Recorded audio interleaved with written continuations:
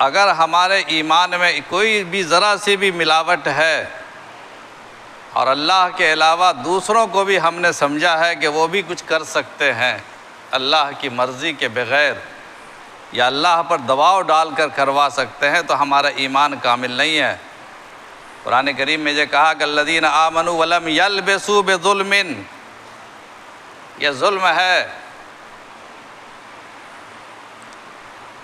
حضرت علی کرم اللہ وجہہ خلیفہ راشد، رسول اکرم صلی اللہ علیہ وسلم کے داماد،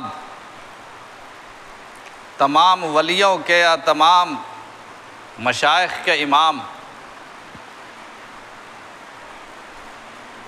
رات میں نماز پڑھنے کے لیے، نفل پڑھنے کے لیے مسجد تشریف لے جاتے تھے۔ کوفہ کی بات ہے۔